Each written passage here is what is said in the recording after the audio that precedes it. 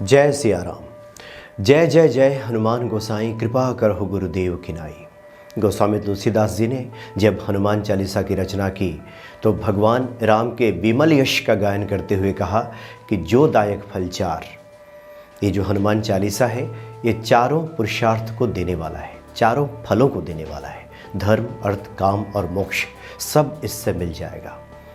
हनुमान जी से काफ़ी प्रार्थना की गोस्वामी जी ने, लेकिन आखिर में उन्होंने कहा कि कृपा करहु गुरुदेव की नाई। एक गुरु जिस प्रकार अपने शिष्य पे कृपा करता है उसी प्रकार हे हनुमान जी आप हम पे कृपा करें। क्योंकि गुरु को ये पता होता है कि शिष्य की भलाई किस में है, शिष्य के लिए क्या उचित अनुचित है, शिष्य की बेहतरी किस में है, ये गुरु ही जानता है। इसीलिए हनुमान जी आप गुरु की तरह हम पर कृपा करें। कई बार मतिभ्रम होने की स्थिति में जो बहुधा भक्तों के साथ होता है, उस स्थिति में न तो हम उस परमात्मा को सही रूप में जान पाते हैं और नहीं ये जान पाते हैं कि हमें उस परमात्मा के सामने क्या मांग रखनी चाहिए, और नहीं हम उस परमात्मा की प्रतिकृति, उनकी प्रतिमूर्ति को भी पहचान पाते हैं। ऐसे ही परमात्मा के हनुमान जी के एक प्रतिमूर्ति, उनकी प्रतिकृति, जिन्हें दुनिया तिलैया वाले बाबा, बाबा नीम किरोड़ी, बाबा नीम करोड़ी, बाबा जी कई नामों से पुकारती है। और मतिभ्रम होने की स्थिति में बाबा जी के वास्तविक रूप को पहचानना अक्सर लोग भूल जाते हैं या भूल हो जाती है। जब तक हरि की कृपा ना हो, जब तक बाबा नीम किरोड़ी जी की कृपा ना हो, तब तक उनके वास्तविक रूप को कोई पहचान भी नहीं पाता, उनकी महिमा से अवगत भी नहीं हो पाता। काफ़ी दिनों से ये विचार चल रहा था कि बाबा नीम किरोड़ी जी, और ख़ासकर बाबा नीम किरोड़ी जी का आप दर्शन अगर उनके आश्रमों में जाकर करें, उनके समाधि स्थल पे जाएं, तो एक खिंचाव, एक जुड़ाव सा आपको महसूस होगा और बाबा जी की कृपा होगी, बाबा जी की स्नेहिल दृष्टि आप पे पड़ेगी, तो आप बाबा जी के प्रति एक अजीब सा, गज़ब सा आकर्षण महसूस करेंगे। और इसी आकर्षण के वशीभूत काफ़ी दिनों से ये विचार चल रहा था कि बाबा जी के बारे में अधिक से अधिक जानकारी बटोरी जाए, इकट्ठी की जाए। वैसे काफ़ी किताबों को खंगालने के बाद बाबा जी के बारे में कोई सिलसिलेवार जानकारी उपलब्ध नहीं हो पाती है। जो भी जानकारियां हैं वो बिखरी हुई हैं, भक्तों के मुख से सुनने को मिलती है। बाबा जी की कृपा जिन पे रही है उनके द्वारा बताई और सुनाई जाती है। इसके पीछे कारण तो ये भी रहा कि बाबा जी महाप्रयाण के पहले अपने जीवन काल में कभी भी इस तरह के प्रचार प्रसार से दूर रहे। जहाँ कहीं भी उन्हें लगता था कि उनके वास्तविक रूप को लोग पहचानने लगे हैं, जानने लगे हैं, या तो उस स्थल को छोड़ देते थे या फिर अपने भक्तों को मना कर देते थे कि उनके बारे में सब न बताया जाए, और बहुधा उन्होंने अपने को छुपा करके ही रखा। बाबा नीम किरोड़ी जी, जिन्होंने अपने नाम के अपभ्रंश को भी कभी ठीक करने की कोशिश नहीं की। नीम करोड़ी बाबा, नीब करोड़ी बाबा, नीम किरोड़ी बाबा, कई तरह के नाम उनके लोगों ने रखे और बहुधा सभी नामों को उन्होंने स्वीकार किया। कभी भी इस अपभ्रंश को ठीक करने की कोशिश नहीं की। इसलिए इतने सारे नामों से बाबा जी को पुकारा जाता है और बाबा जी के जो भक्त हैं इन नामों से पुकारते हैं और बाबा जी सभी पर कृपा करते हैं, अति प्रसन्न होते हैं। तो एक तो हमारी ये कोशिश थी कि ये जो बिखरी हुई बातें हैं जहाँ तहाँ की भक्तों से इकट्ठी करके एक सिलसिलेवार तरीके से इसको सुना जाए, कहा जाए। इधर कई दिनों से बाबा जी को लेकर चर्चाएं तो काफ़ी हो रही थी। जब भी कहीं संतों के साथ या फिर अन्य लोगों के साथ मिलना जुलना होता था तो बाबा जी के बारे में बातें कई होती थी। कहानियाँ तो बाबा जी के चमत्कारी घटनाएं तो हम काफ़ी दिनों से सुन रहे थे, सुना रहे थे और बड़े आनंदित हो रहे थे। तो इसे एक सिलसिलेवार तरीके से ये कोशिश है कि इसको क्यों ना भक्तों के साथ भी साझा किया जाए, बताया जाए। और एक हमारा प्रयास ये भी है, ये कोशिश ये भी है कि जो भी बाबा नीम किरोड़ी जी के भक्त हैं वो अपना अनुभव बताना चाहते हैं तो वो खुद बता सकते हैं। दिल्ली और आसपास के इलाके में वो रहते हैं तो वहाँ तो हम खुद उनसे संपर्क करेंगे, उनसे मिलेंगे। और अगर कहीं सुदूर रहते हैं बाबा जी के भक्त जो अपना अनुभव साझा करना चाहते हैं, उनके कृपा पक्ष के बारे में बताना चाहते हैं, तो अन्य माध्यमों से हम उनके साथ बातचीत करेंगे और ये भक्तों के साथ साझा करेंगे।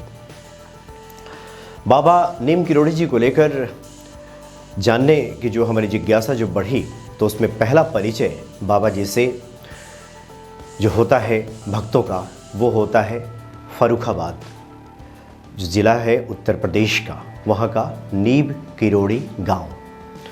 जो बाबा जी ने उस नीम किरोड़ी गांव को ही अपना नाम बना लिया और बाबा लक्ष्मण दास जो उनका पुराना नाम था वो बहुधा गौण हो गया और पूरी दुनिया बाबा नीम किरोड़ी के नाम से उन्हें जानने लगी। बाबा जी से जब परिचय पहला होता है भक्तों का, तो यही होता है कि किशोरावस्था को पार करता हुआ एक तपस्वी, जटाधारी तपस्वी, हाथ में कमंडल लिए और काफ़ी लंबी उस तपस्वी की जटाएं हैं और किशोरावस्था को उसने अभी पार ही किया है, युवावस्था को अभी प्राप्त होना बाकी है।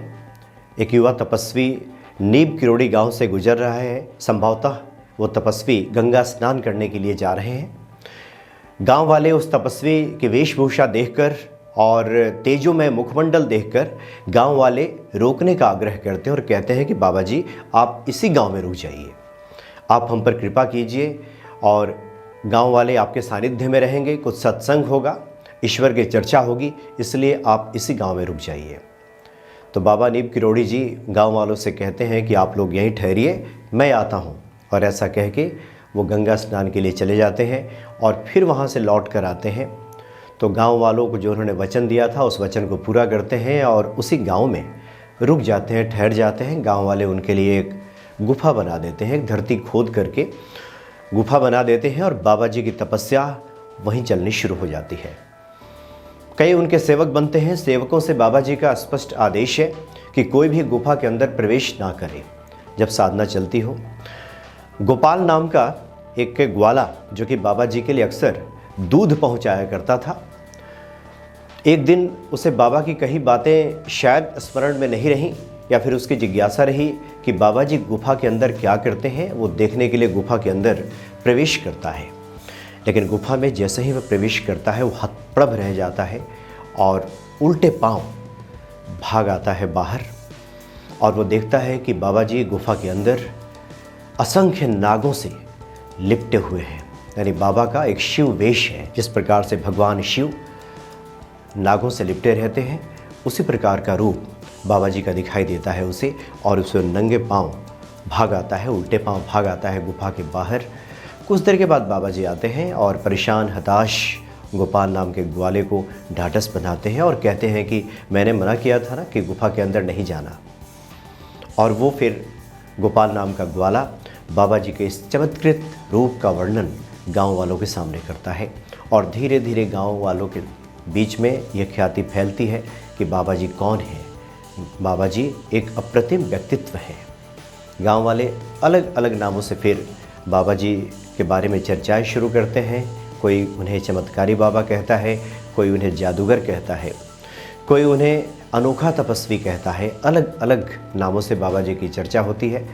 काफ़ी समय तक बाबा जी उस गांव में रहे, लोगों के साथ खेले, हास परिहास किया। बाबा जी नीम किरोड़ी गांव में उन्होंने काफ़ी लंबा समय वहाँ पे व्यतीत किया।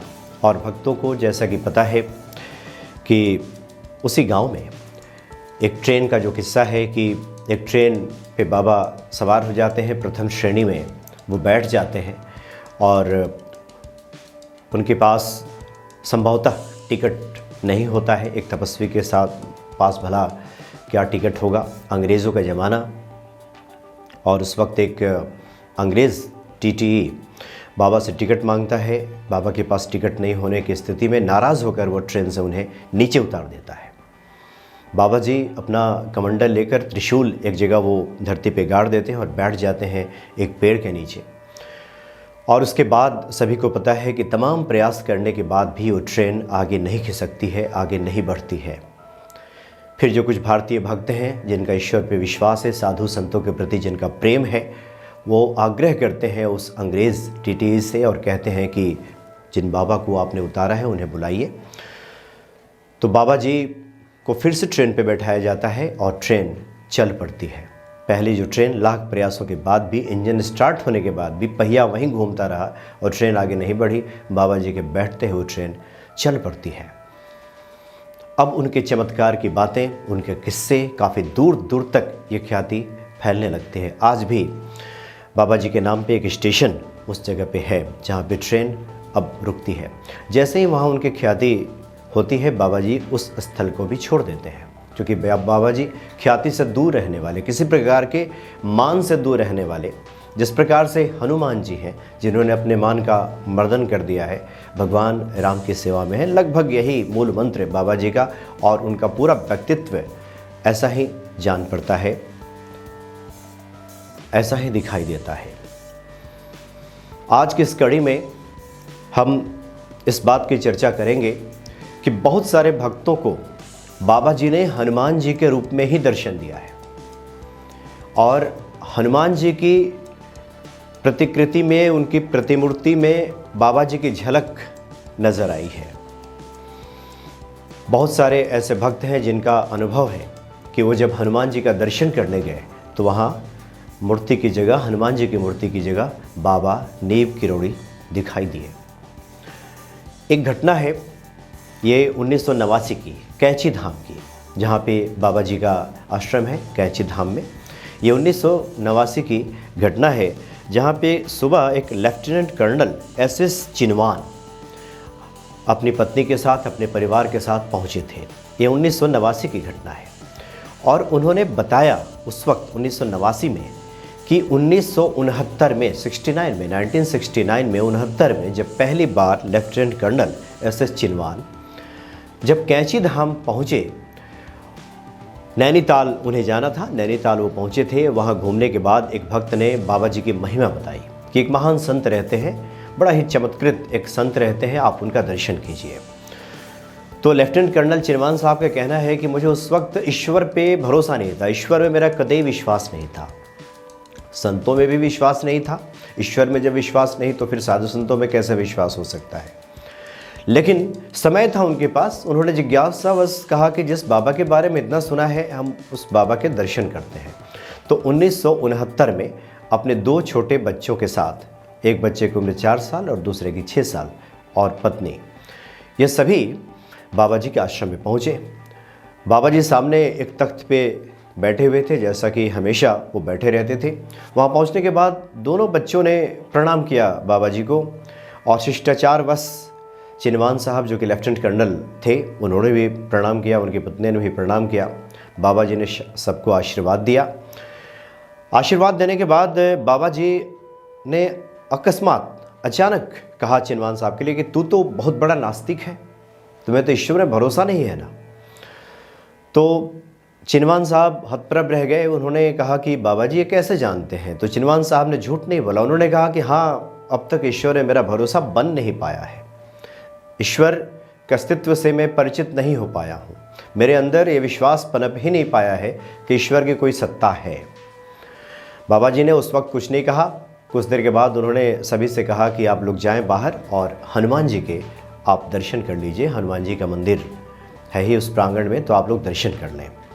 तो चिनवान साहब कहते हैं कि बाबा जी के पास से उठने के बाद जैसे ही वो लोग मंदिर में गए हनुमान जी का दर्शन करने के लिए, तो हतप्रभ रह गए। हनुमान जी की प्रतिमा के सामने वहाँ बाबा जी विराजमान थे। हनुमान जी वहाँ नज़र नहीं आ रहे थे, और हनुमान जी की प्रतिमा की जगह बाबा जी की प्रतिमा वहाँ दिखाई दे रही थी। काफ़ी देर तक उन्होंने अपने को सहेजा, समेटा, ये देखने की कोशिश की कि कहीं उनका ये भ्रम तो नहीं है। उन्होंने बार बार देखा तो बाबा जी वहीं विराजमान थे। ये देख करके चिनवान साहब कहते हैं कि उन्हें पसीना आ गया, उन्हें घबराहट सी होने लगी, और वो साक्षात वहाँ दंडवत करने के लिए झुक गए और बाबा जी को दंडवत वहाँ प्रणाम किया। और उसके बाद से उनकी आस्था इतनी बढ़ी, वो ईश्वर के अस्तित्व में भी विश्वास करने लगे और बाबा जी के महिमा से भी चमत्कृत हो गए। तो जो भी भक्त या जिस भक्त के ऊपर भी बाबा जी की कृपा हो जाती थी, उसी अनुरूप में उसको एहसास करा देते थे। अगर किसी नास्तिक के ऊपर भी बाबा जी की कृपा हो गई तो बाबा जी उसे आस्तिक बना देते थे, उसे बता देते थे कि ईश्वर का अस्तित्व है, और उसकी समस्त कामनाओं को पूरी कर देते थे। बाबा जी ने चिनवान साहब के बच्चों को यह आशीर्वाद दिया था कि दोनों बच्चे बड़े होकर के बड़े ओहदे पे जाएंगे।